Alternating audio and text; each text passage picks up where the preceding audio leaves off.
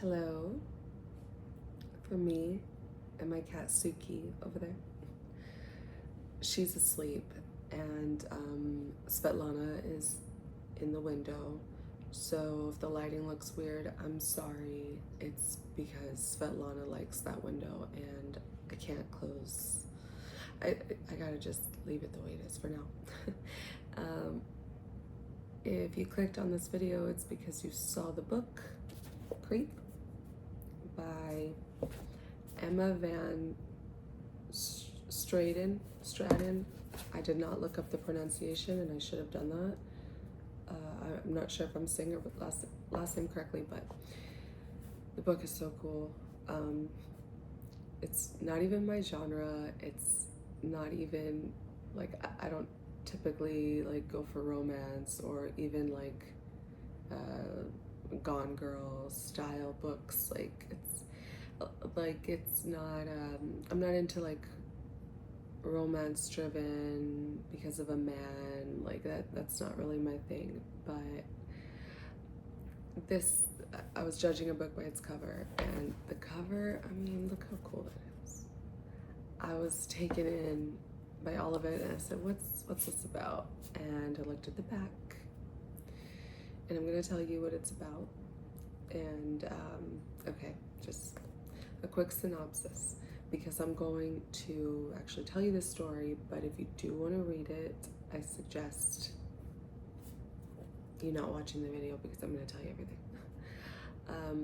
Alice and Tom are made for each other. Deeply connected, they share a flat in London, go to galleries together, enjoy the same books and wine.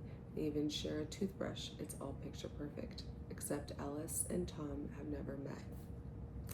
And then it goes in to tell you that she's his maid, and she is deeply obsessed with him. She feels that they are connected in every way. She's in limerence, really. It's just this deep-rooted obsession, and we're going to follow her story. How did this happen? You know, how was a woman like her created? Is it nature? Is it nurture? It's really interesting. As far as I know, this is the only author, or the only novel by the author. So I'm interested to see what else she does, or I haven't found anything, but that was when I read this book in December. So I looked into it, and she hadn't written anything else, or it says her first novel or whatever, and really, really good. It was intense, to say the least, to be inside Alice's head. I mean, her thoughts are just, it's lunacy. But it was really good. So if that sounds like something you'd be interested in, it's a short read. And I chose this as my first review because it stood out. I was looking at my books. I've got a bookshelf there and a bookshelf beside me. And I was thinking like, well, which one should I do for my first review? And I mentioned on like my little intro video that I'll just post on my story, like what I'm reading, my Instagram story, and then I'll just say like a quick synopsis of what it's about. I do have other reader friends on there, and some of the girls will, mention like, oh, that sounds cool, I'm gonna put it on my list, or maybe next one, or whatever. And so I kind of do it for that, but I wanted like a space to actually talk about them, because I didn't get to talk about this. Like, I didn't have anybody to talk about this with, and it was insanity. So if you are here for the story, you're never gonna read it, it sounds cool, and you just want to listen to me talk about it and my feelings, then stay tuned, because I have feelings. But overall, I did love it. Let's get into it. Okay, so I did mention that I read this story in December, so I wrote some notes to go over, just stuff that I may have forgot, and I did forget. Like, when I tell you Alice is deeply troubled, that's an understatement. We start off with Alice in Tom's apartment, and she's going over the things that she sees and all of the his stuff really, and his laptop is there, and she's just in like the most intimate parts of his life. You know, this is where this guy, you know, does everything. And if you've ever lived alone, you know, it's kind of like the entire space is your space. You know, you don't live with other people, so you don't have like designated areas or just like one room.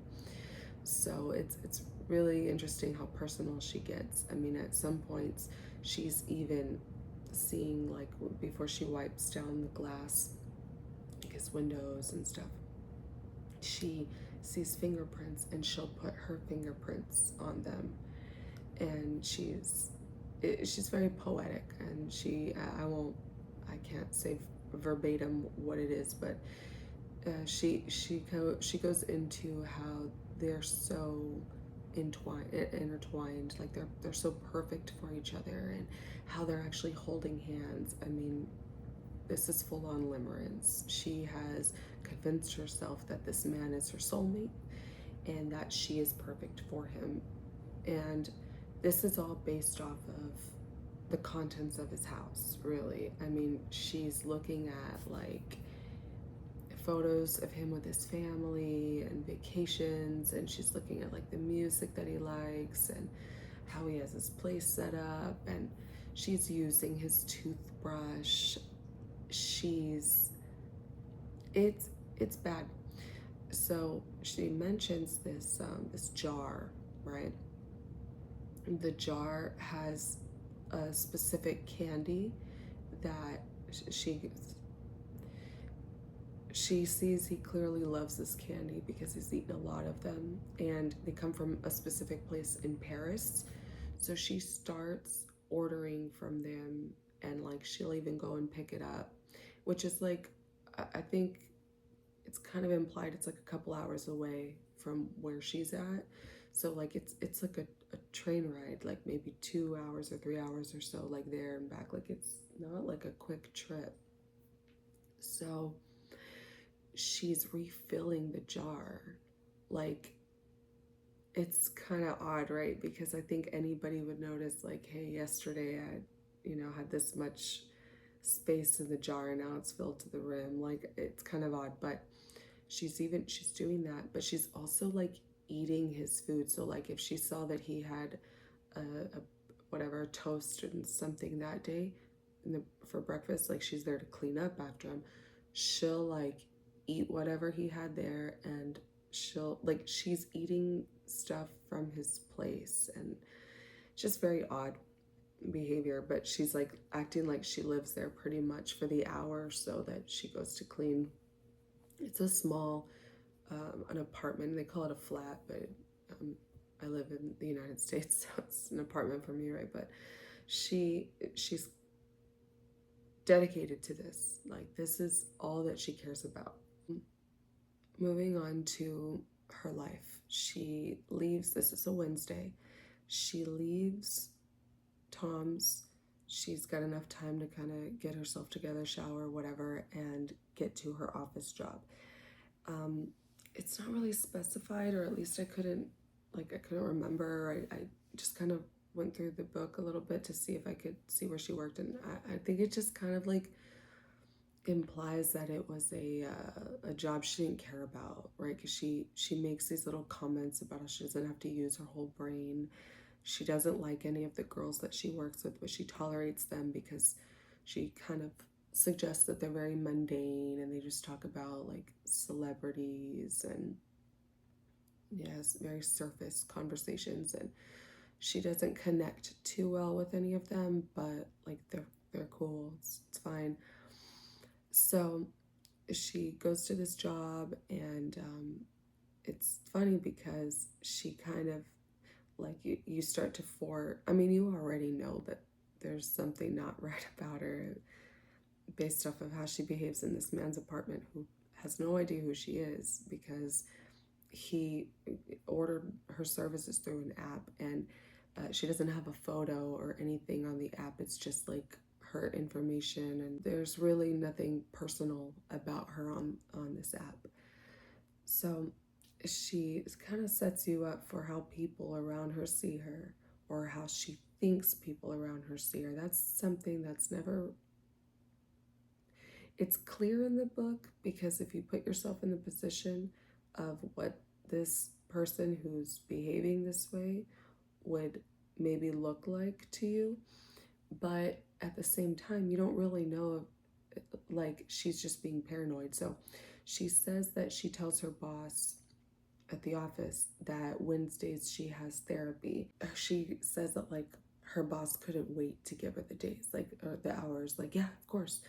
Very enthusiastic about it. So it's kind of implying, like, do you think people think you're crazy and look crazy, or do people think that because your thoughts are kind of expressing, like you're actually expressing a lot more than you think? I don't know, but I thought that was really interesting. So she's you see that that's part of her life. Now she goes home, you kind of just see that she's a very lonely person. She talks to her mother and her sister, like, in a group chat, but it's just like she's tolerating them.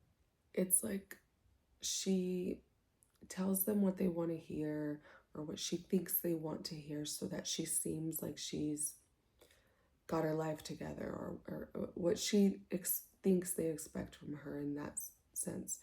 She acts like she's out running because her mom and her sister, like, I guess, like to exercise, and they keep each other accountable as far as, like, dieting and exercise, and putting more into their looks. And Alice is just not really doing that anymore. Like, I think Alice has sort of just created these really toxic habits because she's, like, pulled away from everyone.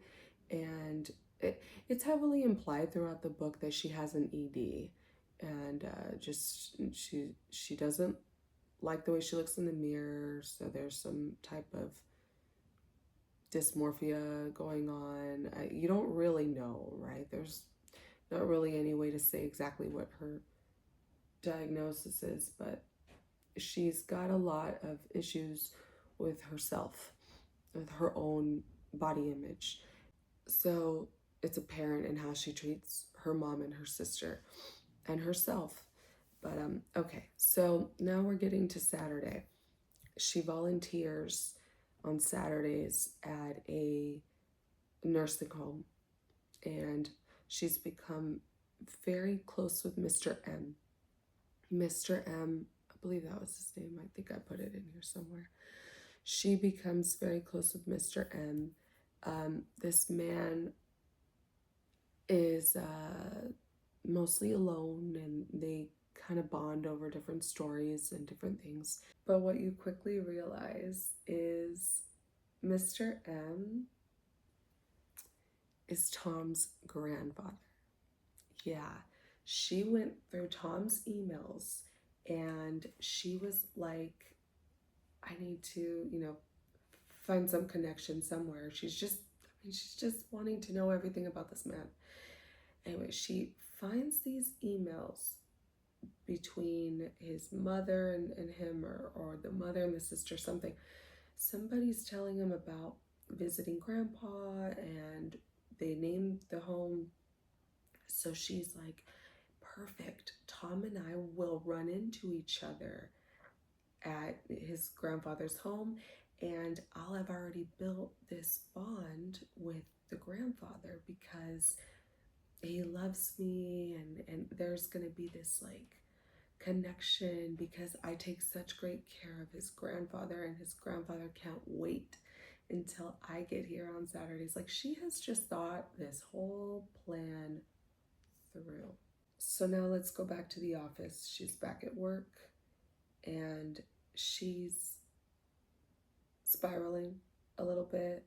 She's trying to finds signs and synchronicities, and she wants to like make this meet happen. Like this meet needs to happen. She's like, I know we're perfect for each other. So she starts talking with this woman at her job, another girl.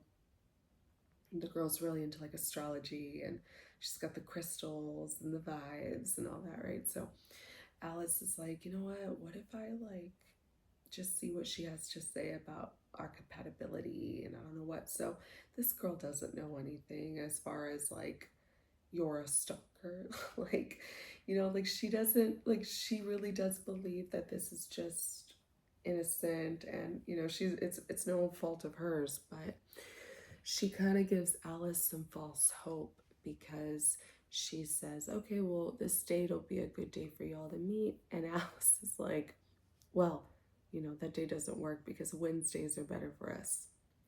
Because now Alice's new plan is she's trying to get this girl, this, generic psychic, this, just this poor girl, she's trying to get her to give her a date that would line up with he just so happens to come home from work, or he gets there a little earlier or whatever because he forgot something, and he's gonna fall in love at first sight when he sees her cleaning the house, or just she's really wanting this to just happen. So if it doesn't work out with the grandfather, it hasn't happened yet. She's like, and she doesn't enjoy being there. That's the thing. It's like, it's not like she's like, oh, I found my new purpose. Like she's going to this old folks home, like just in desperation, and she hates it. And then she's like, okay, well, maybe if he comes home and sees me there, we're gonna have this like moment of just electricity between the two of us. All right, so this girl gives Alice some false hope, and now Alice, yeah, she tells her like, well, Wednesdays are better. So she goes, okay, this date. So now Alice is preparing for it. Alice is like looking forward to this more than anything. So she thinks, okay, well, I need some practice because I haven't like dated or done anything really, and I want to be perfect for Tom. Like I want for us to meet and me just be the best version of myself and not all awkward or lacking the social skills that it takes to like flirt and all that, right? So I can't remember if she meets this guy through a friend. I think a friend that she knows sets her up, or I think it might have been a dating app. I can't remember which, but she connects with this guy, James. Yeah, James. She connects with James, and she goes out with him a couple times. That she's not into him. It's just for what she needs it to be for. So now she's with James, right? And we start to realize that her problems are a little deeper. Their self-esteem. I won't get into the vulgar details of it all, but she is going to hook up with him, and she's got some trauma there, which will come up, but it just hasn't come up at this point in the book. Moving further, so she gets to this party, this work thing or whatever it is. She takes James so that she doesn't look like she's just there. Like she's just there stalking Tom. She takes James, and it's like so clear she doesn't want to be there with James. Like this poor guy is just like doing whatever he can to like impress her, and she's like, yeah, whatever, Tom.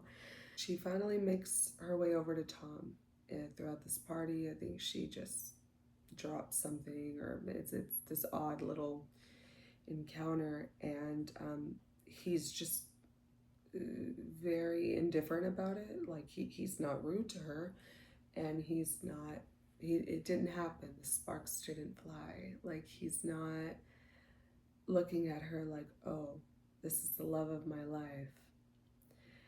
And I don't think she's really counting on that because this, I keep referring to it as limerence, but like this obsession that she has with him and their story and how it's supposed to go, she's so convinced that that would happen, because to her she's like, well, we're perfect for one another, like I know that we are. So Tom just kind of like I said, he's just kind of indifferent about it. He just is like, oh hi, whatever. And this word vomit happens. She like lets him know that she's his maid, and he's like, what? So she's getting a phone call. Now, I referenced earlier how she has the group chat with her mom and her sister, but she's just tolerating them. Well, you kind of see that her sister's been trying to get a hold of her for days, and is, you know, the timeline that we've been following Alice, and she's avoiding it at all costs. She doesn't want to talk to her. She doesn't, like, nothing. She doesn't want anything to do with Cassie, Cass. So she wants nothing to do with her, and Cass is calling, like, when this happens, like when she's finally talking to Tom.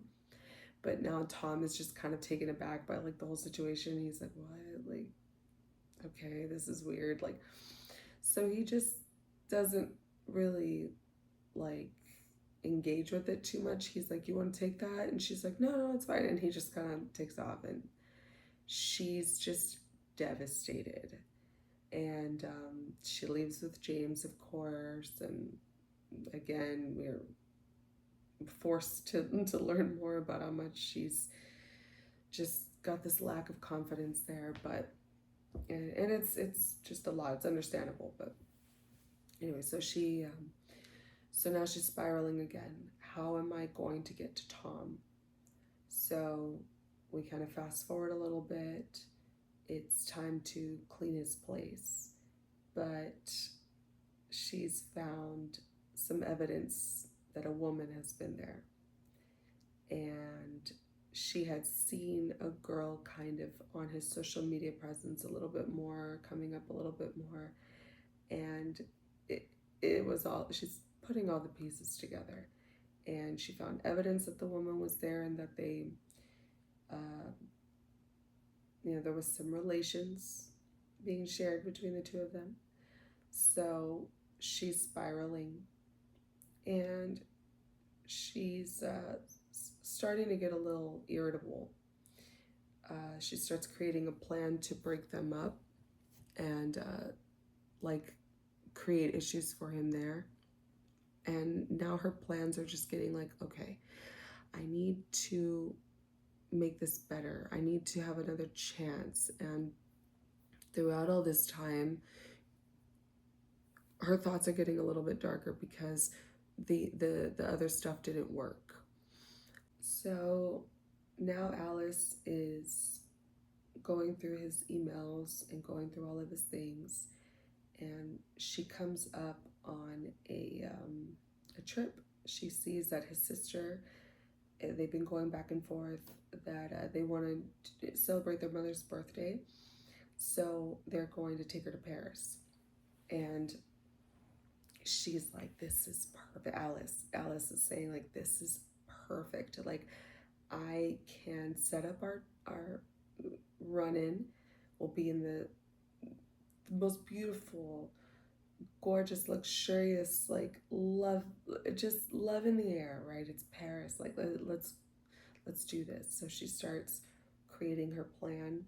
She sees his flight. She knows what time he'll be there. She's got all the information. She starts plotting, spiraling, getting further from reality, still not taking her sister's calls. Well, it's around this time that she gets sick, like just a cold, just, she's not feeling so good. And she's like, you know what? I know what I'll do. If he's going to go out of town or whatever, maybe they'll want to see their grandpa. And she's like, I keep coming here. I'm doing this to spend time with him or to run into him.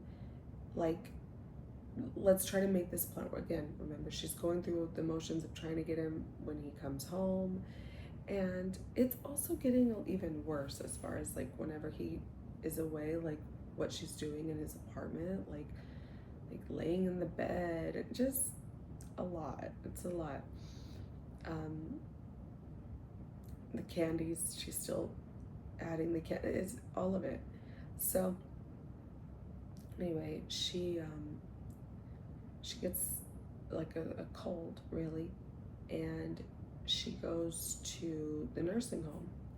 And while Mr. M isn't in the room, she starts like licking cups and sneezing on things and like rubbing her sick all over his room. Like, she just leaves her DNA everywhere. And Dips, I think they kind of talk a little bit. After she leaves and does that, same routine as far as like getting stalking Tom. Actually, at one point, she finds the girl, right? The girl that's been on his social media, and like who she's pretty sure that it's, you know, this is who's been in his apartment because they posted a photo, whatever. The girl is really beautiful, and that sends her spiraling because there's a lot of talk about her identity, and she gets into what it's like. I believe that she's like mixed race. She has darker skin.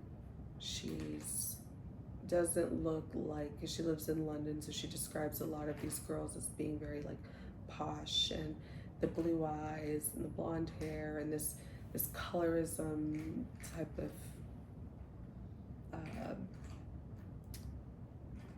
crisis that she's having within herself, and she's not loving herself, and it's a lot, right? It's understandable that she was feeling these things because of how we find out she's treated in her past, which we still haven't got to yet. But she's seeing this girl and how opposite they look from one another, and she's just very upset. So she like actually stalks this girl for a little bit.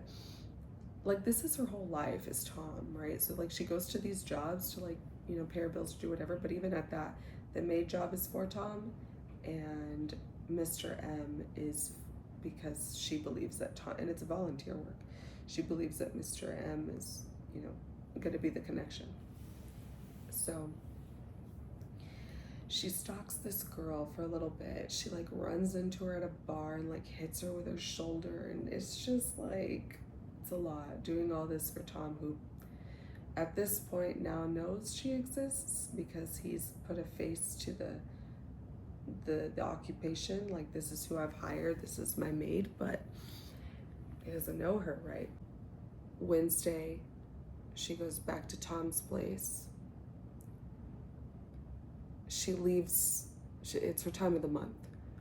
She leaves some of that in his toilet seat. She forgot to clean it because she had already cleaned the restroom, but she forgot to, like, you know, it was just slipped her mind because she's going over the fact that he's had a woman there, and it's just all just, she's spiraling. So she sees that Tom left her a 1 star. He always leaves her the full stars. This time he left her the 1 star. She didn't know why. He didn't comment on anything. He just put the 1 star. So now she's panicking and she's losing it. So Saturday, she's back with Mr. M. Mr. M is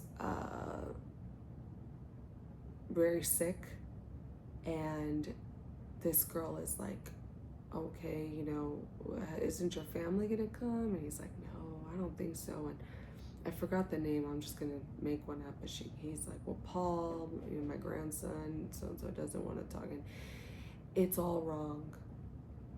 She's like, Tom?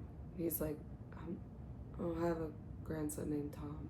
She's like, what? And it's all coming out that Mr. M is not related to Tom. And then she starts retracing her steps after looking in the emails and realizing where Tom's family lived. Why would grandpa be closer to Tom, you know, who's not necessarily going to be very responsible for him, when he could be closer to Tom's parents, who would be the ones to be visiting a lot more and, you know, going more frequently. So she realizes that this nursing home has like 4 or 5 locations. It's like a franchise, or I don't know, whatever. There's just more than one in the area. So she's spiraling at this point, and now she's feeling awful that, you know, Mr. M is sick, and she did all that for nothing, because even though she doesn't love being there, she does love him. Like, she's got a lot of love for the man because she has bonded with him, and she's starting to feel terrible. So let's go from there. She's starting to not want to be in her own skin. She's starting to feel awful. She got the 1-star review. She saw Mr. M. She runs to her mother's home. And at this point, you start to realize that she doesn't really like her mother's husband. She even kind of implies that she doesn't know if he ever touched her at some point in any way that made her like kind of creeped out, but that's not really, it's just suggested in one of her thoughts, but that doesn't really come out in the book. So she's talking with her mom, and you can see how she doesn't really like her.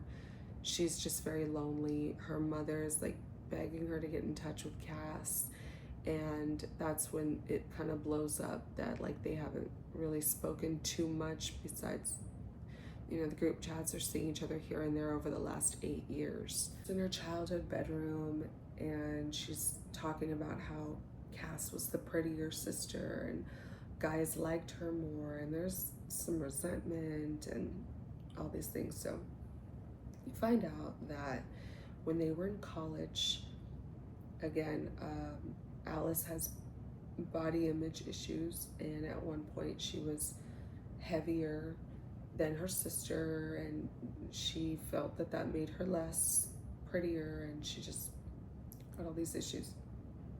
So she really wants to impress this guy, and he's not a good guy, and she sends him some explicit pictures. And in these explicit photos, one of them doesn't have her face in it, but it just shows her lady parts. Like a very clear image, and instead of the guy enjoying the photo, he passed it around and made a joke out of it. He's telling everybody about it, just making fun of the angle, making fun of the, you know, I don't actually think she just sent it just to him. She did send it just to him, but I believe that she did it anonymously in some way, or it was implied that it was her or her sister because of the skin tone. And in this college and around these friends that they had, a lot of them were more lighter skin, the blonde hair, the blue eyes. She's already kind of told us she had an issue with that look, and it's kind of stemming from this problem, right? So anyway, everybody's making fun of it, and the angle of the photo was weird, the way it looked, everything. So she's just mortified and denying it, and the sister's denying it. And I mean, people are kind of like, well, who else could it have been? Like, look at, like, you know, you're the same color as the girl in the photo. And the sister's like, I don't know what y'all are talking about. Like, Cass totally has Alice's back. Like, she knows it's Alice, because she even tells Alice at one point, like, don't be doing stuff like that. Like, if he doesn't like you, whatever, like, you know, like, you'll meet someone else. And Alice is just like very desperate for the attention. It's very sad. So Cass is just like, you know, it's not me or my sister. Well, when people are just like really making fun of Alice, she throws Cass under the bus and says that it's Cass.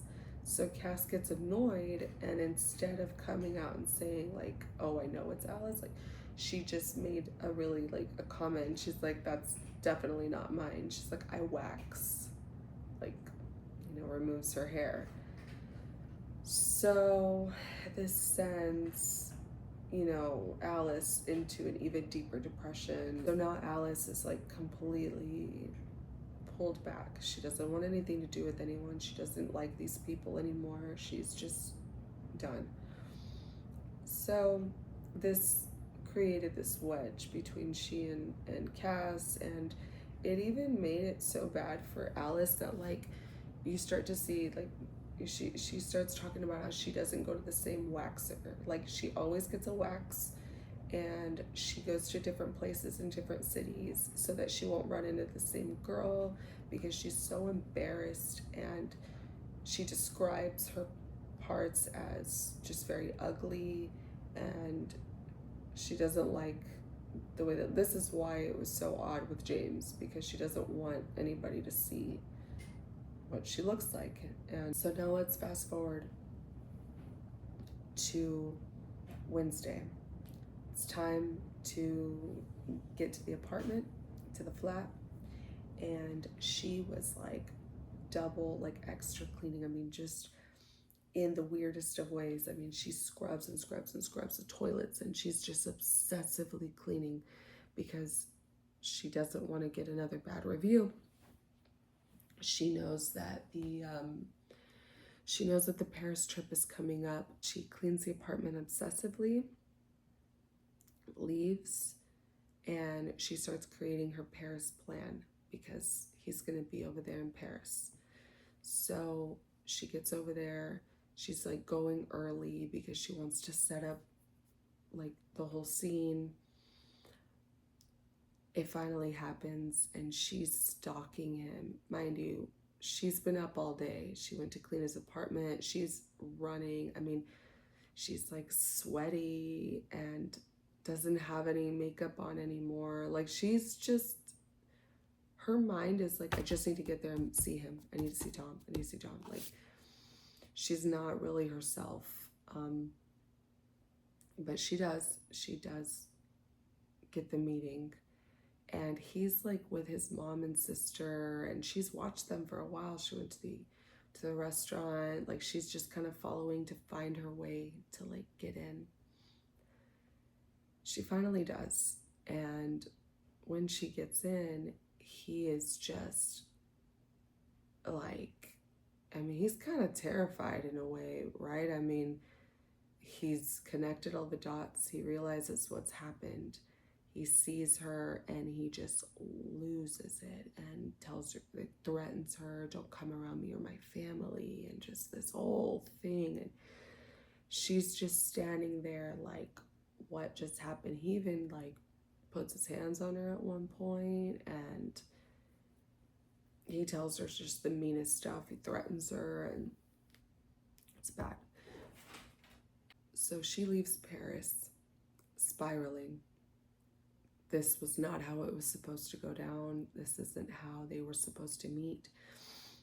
Well, they were supposed to meet that way, but he wasn't supposed to respond that way. So it's this whole thing for her. She goes to the home, to nursing home, and realizes that Mr. M has passed.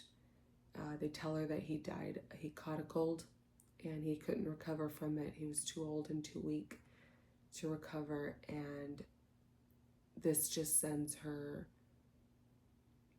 spiraling again. So now she's got all of these feelings like, look what I've done. I did this to this man for Tom. He wasn't even related to Tom, and now Tom doesn't want me either. So at this point, she's just done. She goes to the flat, Tom's flat, and she pretty much bribes the housekeeper. Now, something that I thought was strange is she's trying to get in, and the housekeeper's like, what do you, excuse me, like, I'm trying to get into this apartment. And she tells her like, this, it's my day. I'm supposed to clean the flat, but like, it's not Wednesday. And the woman tells her, I've been cleaning this flat for years. So I was like, has she just like been breaking into Tom's place? But then it's like, well, no, because he left her the review, so clearly like he know, like, I don't know. That part was a little confusing for me. So okay, she bribes this woman, she pays her, I believe, like whatever it would have been plus some for her day's work, and the woman's like, all right. She's like an older lady. Someone's like, all right, whatever, like, I have no loyalty to this guy in his apartment. Like, it's kind of crazy. Alice gets in there and makes a mess. She gets some wine glasses, or one or two wine glasses, I believe it was two. She leaves some of herself behind, if you know what I mean. She breaks those glasses, and like with full force, and she just terrorizes the place. So leaves a mess, her mess. Like, I mean, could you even imagine like walking in from a trip after that craziness just went down, and then you're remembering that this woman was also your maid, but even then, like, you get home and there's just what you're hoping is just ketchup all over the place. You're hoping it's ketchup. Like, I don't know, that would just send me into like a frenzy. Alice is still spiraling. She's starting to get these thoughts, like the paranoia, and like disassociating from like everything she did.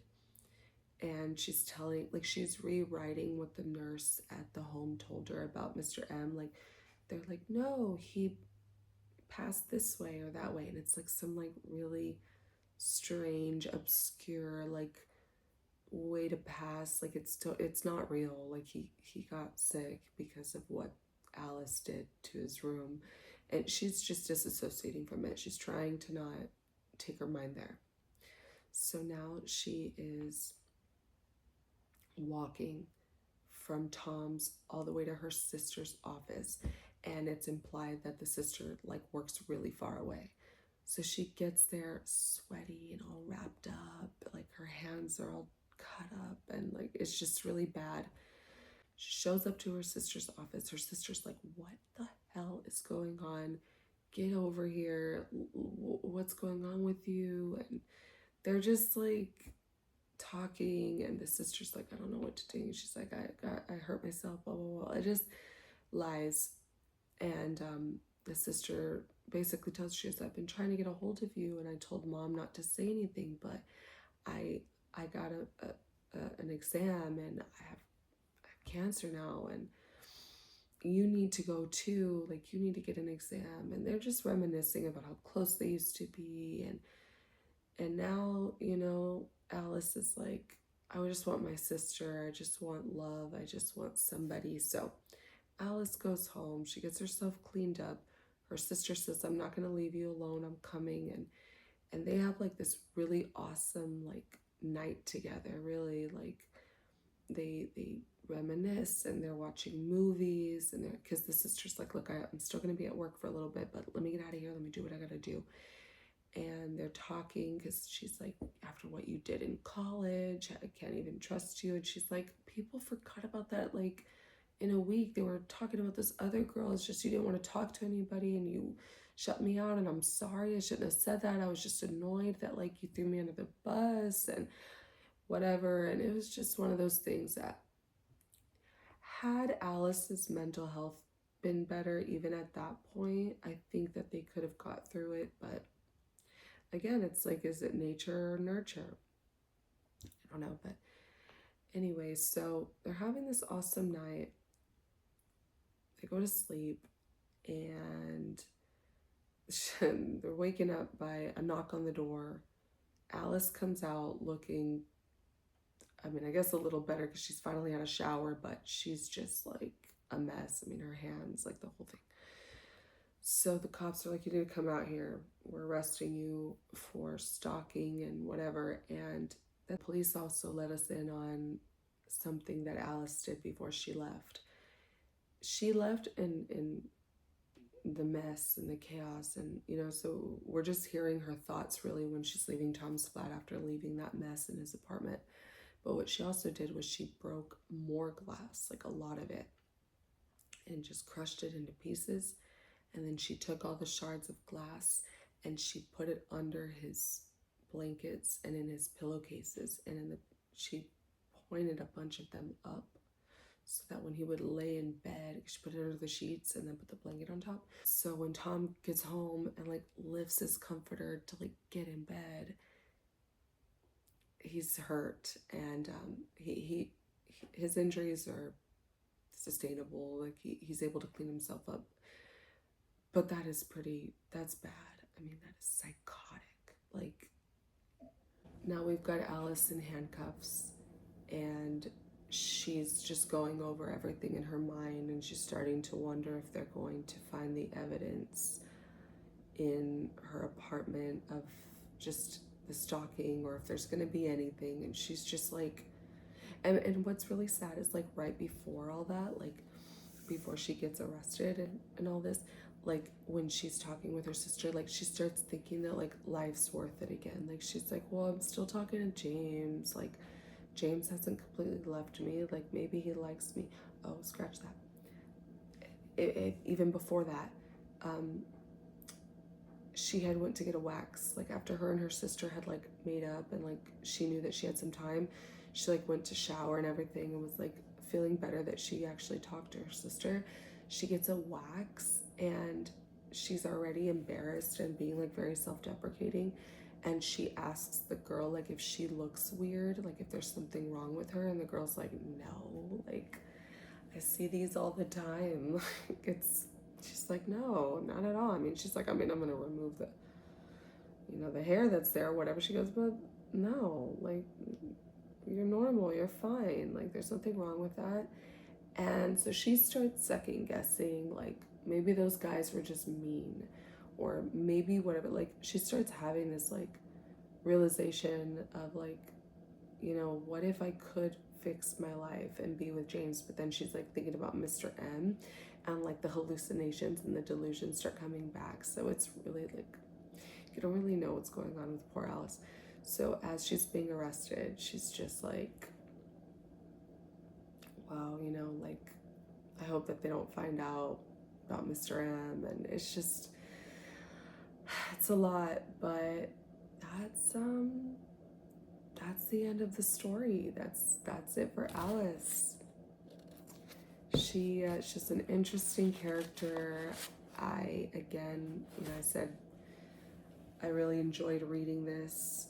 It isn't even my genre, but there was just something about it. And to be honest, there was moments that I was like, okay, you are starting to annoy me, like with how obsessed you are. You're starting to make me feel this, but like that's how good the writing is. Like we were taken into this girl's mind, and it was just so like unbearable at times, but also just like I felt bad for what she went through. And her mom was just kind of tough on her about like what she was eating, and it was understandable how someone like her could be made into this person who's just really looking for love and acceptance and for someone. So I liked it. It was impactful enough for it to be the first book that I put up here. So if you made it this far, thank you. I hope you enjoyed the story, and I hope that you'll be back for another one. Peace out.